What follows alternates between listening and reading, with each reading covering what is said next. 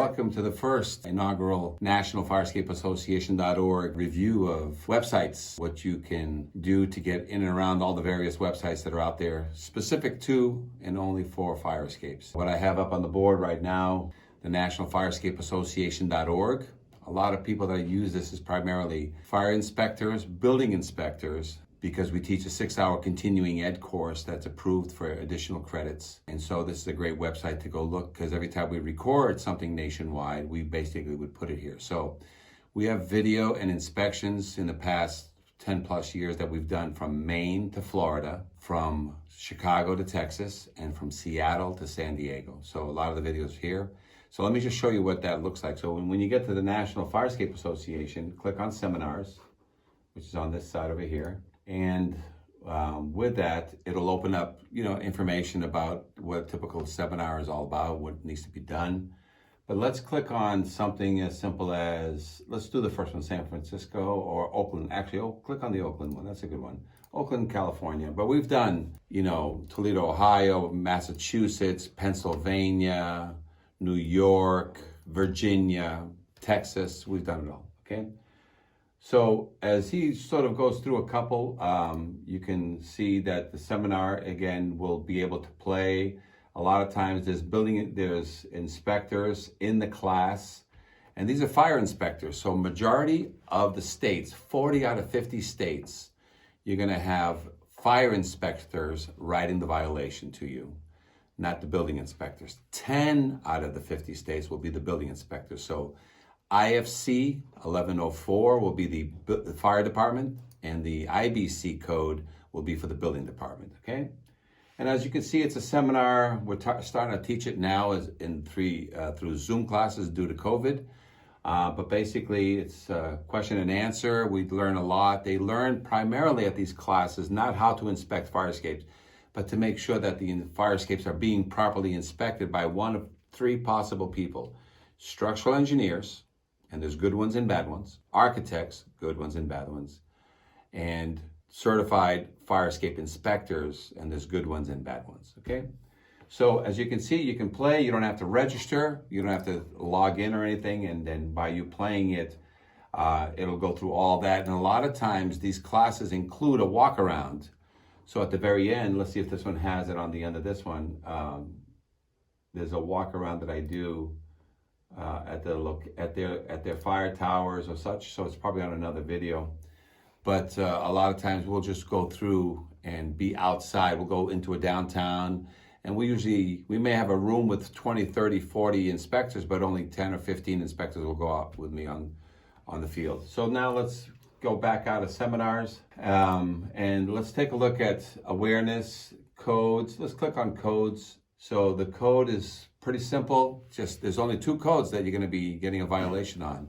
The International Fire Code, which is the 1104.16.5.1, which is really written by the fire inspector of your city.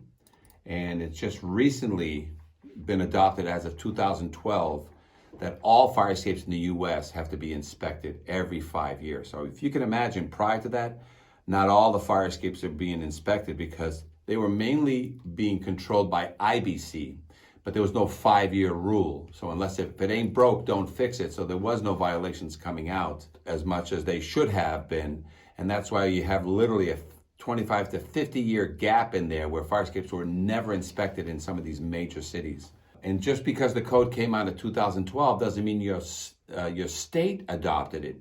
So nationally, the code came out in 2012. The state had to adopt it, usually by 2015, 2018. Then the local city somehow, and in some cases, got involved as to whether or not they adopted the state code or whether they made amendments for the city code. If you have a very large city, they sometimes will hold off on adopting the state code, even though it's a national code. So IBC is the building department. So a lot of codes, as I mentioned before, about 10 states out of the 50 states are still getting a violation from the building code, but they've held on to it for about 100 years.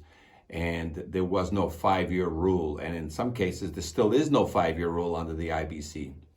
The other code we're going to be talking about on here is also the NFPA. If you scroll down a little bit more, NFPA, a life safety code. So the authority having jurisdiction shall accept by load test or other evidence of strength. That sort of supports the two codes. And then you also have the OSHA 1910.37 rule, which is basically that if you're going to renovate, repair, or do anything on a building, you must maintain a Firescape certified so that any vendor using it to fix windows, fix the walls, work with brick, standpipe inspections, anything. OSHA 1910.37 requires that all Firescape platforms be certified before you start working on a building, not after. So Firescapes are now first, not last, that you fix on building renovations.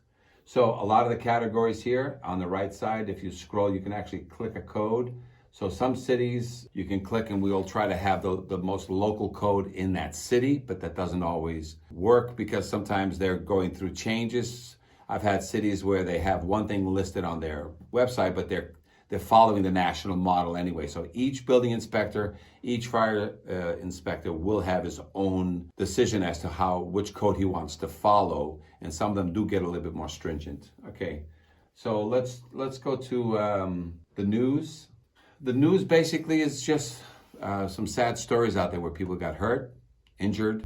Being the founder of the National Firescape Association, I do have times when I'm asked to be an expert witness on a lot of Firescape injuries or fatalities, and these run into the millions. In all my years, I've exceeded over $150 million in payouts because of the multiple cases we've been involved in, and a lot of them settle out of court simply because the owner did not certify his Firescape. An injury occurred to the renters of the property, a vendor checking the elevator on the roof or something like that.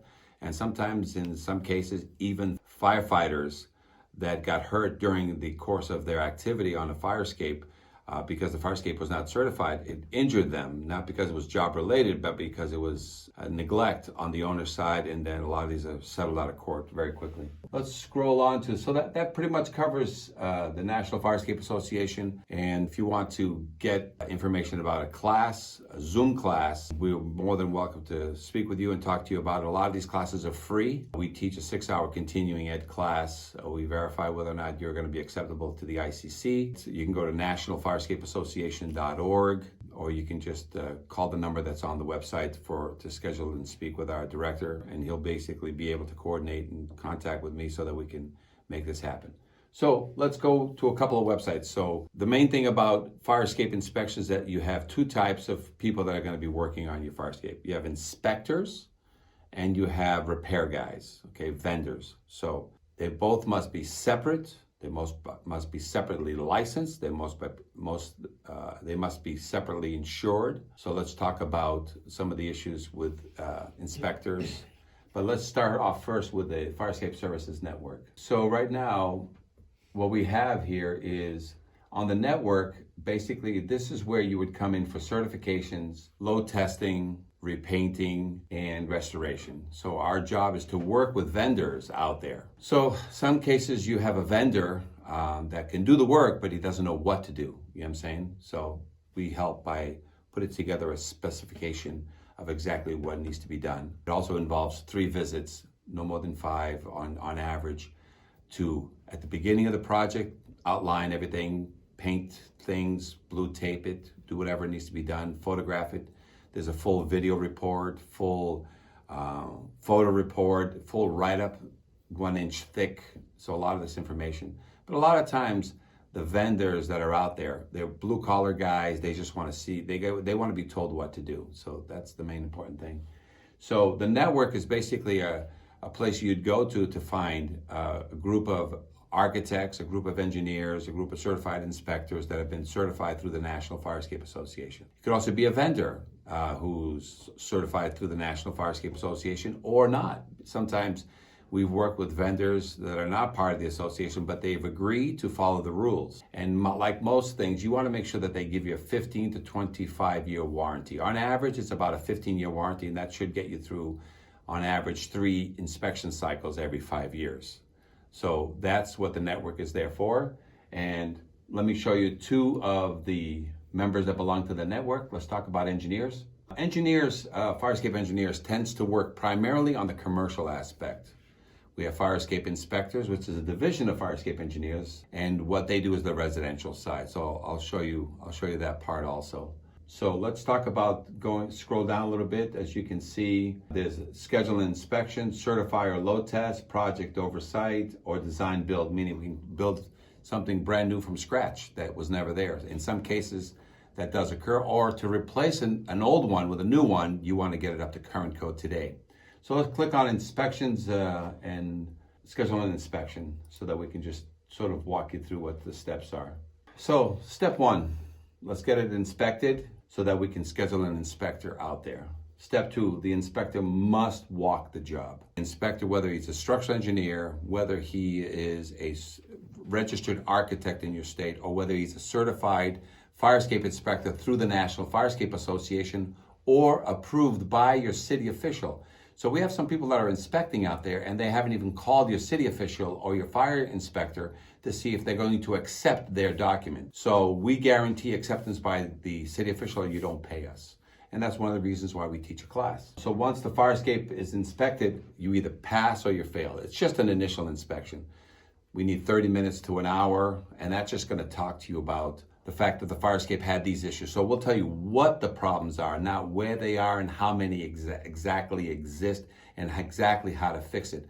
That's a technical repair report, okay? So once you've decided that you want to have us do the technical repair report, then it goes into the next step, and that is step three, where we basically babysit any vendor of your choosing. If you want our group to do it through the network, anybody that's part of our group must give you a 15-year warranty. And that means structurally, she will pass inspection for the next 15 years or we'll fix it for free. That's our warranty, even if they're not part of the network. But if we watch them do it, we'll give you the structural warranty. If they are doing it all on their own, a lot of times they will not give you a structural warranty. Painting, you must stay on top of your painting. On average, every Firescape must be fully painted every 7 years, and that's what it says on a typical can of paint, for example, Rust-Oleum. So if you have a corrosion protection plan, which we offer, we know you're not going to watch the paint job, so we can stay on top of it, make sure that any scrapings that need to happen, any caulking that's come loose, we'll reseal it, and we guarantee that the Firescape, not only will they certify for 15 years, it'll certify structurally for 25 years. But I've seen, depending on what side of the building your Firescape is on, and whether it has direct sunlight or wind, sometimes we can push the paint job to the 10th year, and in some rare cases to the 15th year before you have to fully paint it. But structurally, the Firescape doesn't have much to do anymore, because now you've taken the bolt, you've sealed it in 35 to 50 year paintable silicone. The chances of it getting any rust and there having a structural issue in the future is very low to nothing.